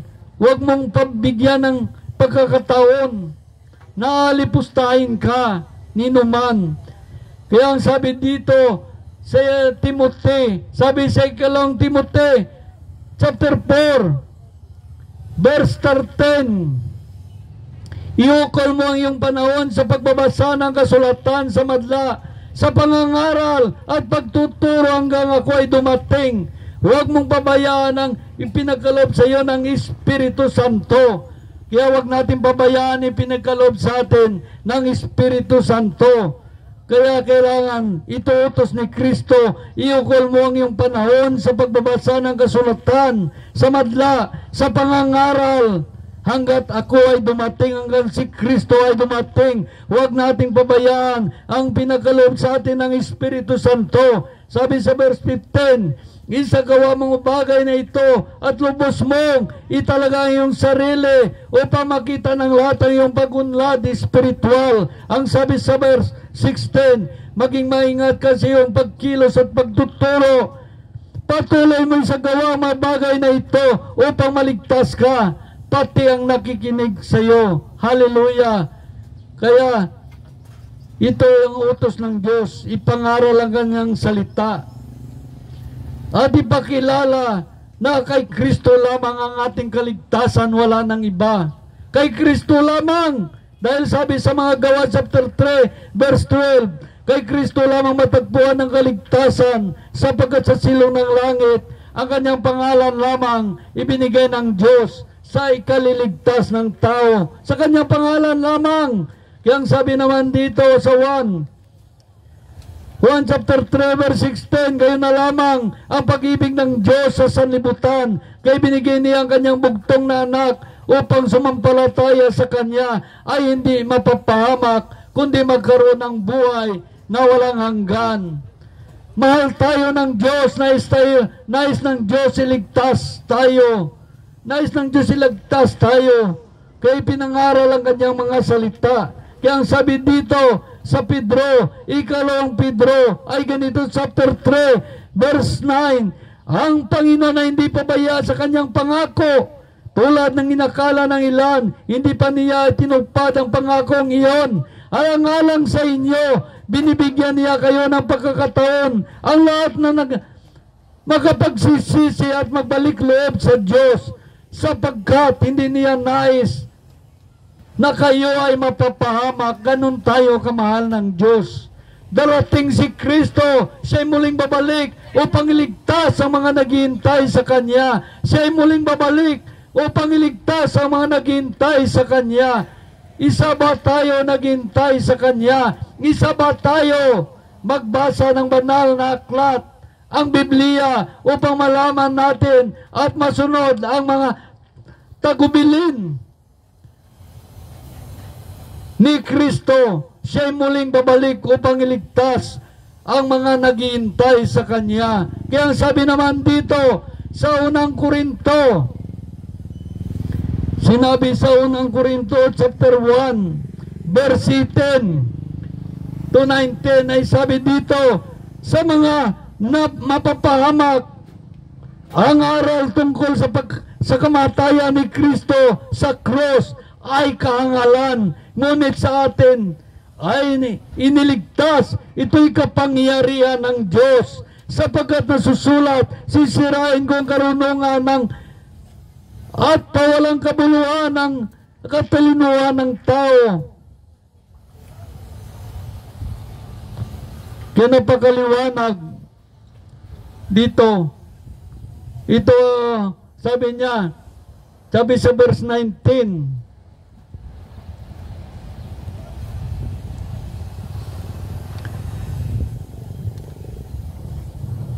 kaya na ba napakaliwanag malaman natin ang salita ng Diyos sa pamagitan ng kanyang salita. Salita na bibigay buhay.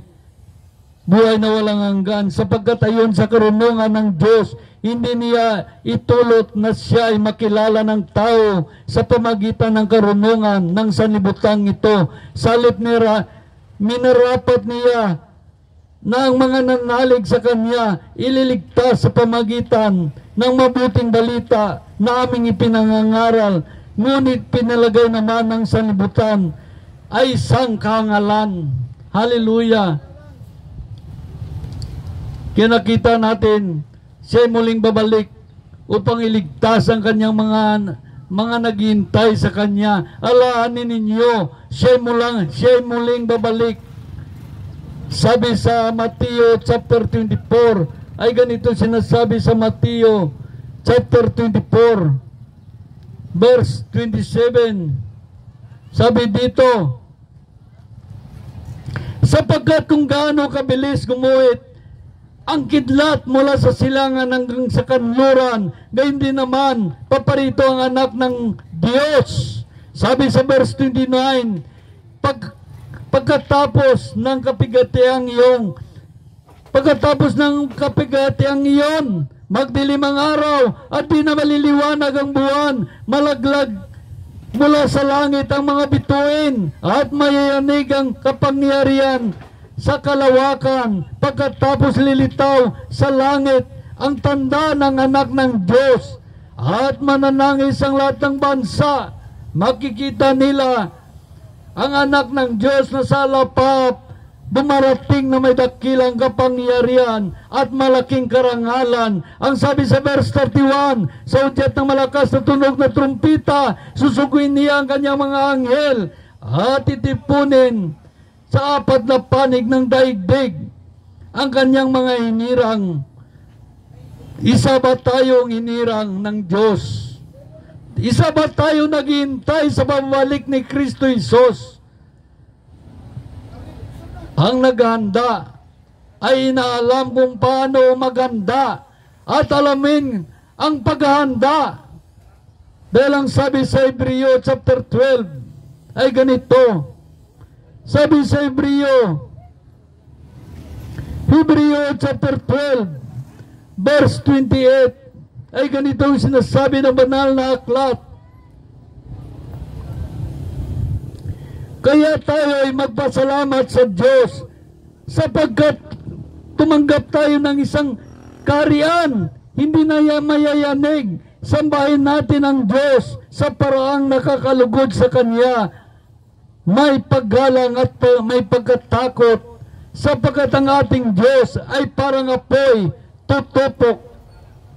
Kaya maraming mga tao ngayon kilala nila ang Diyos, ngunit hindi nila pinarangalan ni pinasalamatan man, at nag-aaka sila ng mga bagay na walang kabuluhan. Yun ang sabi sa Roma chapter 12, sa Roma chapter 1. Kaya kailangan natin ialay natin ang ating buhay na maging kalugod-lugod sa Diyos. Dahil itong tunay na pagkilala at pagsamba sa Diyos. Sabi sa Roma chapter 12 verse 1, kaya nga mga kapatid, alang-alang sa masaganang habag ng Diyos sa atin, ako'y namamanik sa inyo, ialay ninyo inyong sarili bilang handog na buhay, banal at kalugod-lugod sa Kanya. Ito ang karapat-dapat na pagsamba sa Diyos. Itong karapat-dapat na pagsamba sa Diyos. Siya ay muling babalik. Ang Diyos ay muling babalik sa atin upang iligtas ang mga naghihintay sa Kanya. Hallelujah! Iligtas tayo ni Kristo Jesus sa Kanyang pagbabalik sa puot ng Diyos, sa puot sa mga tao na sumusuway sa Diyos at gumagawa ng kasalanan. Hallelujah! Purihin ang Diyos.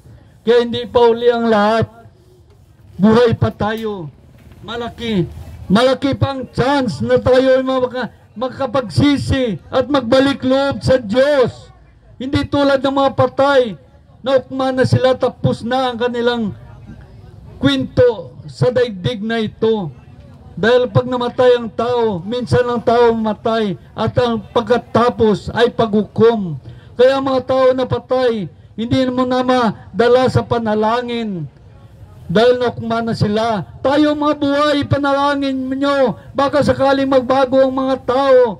Kaya ang pagpanalangin ay para sa mga buhay upang sila magbago at magsisisi at magbalik loob sa Diyos upang sila ay maligtas. Hindi ang panalangin para sa mga patay. Pagpatay ng tao, wala na yan.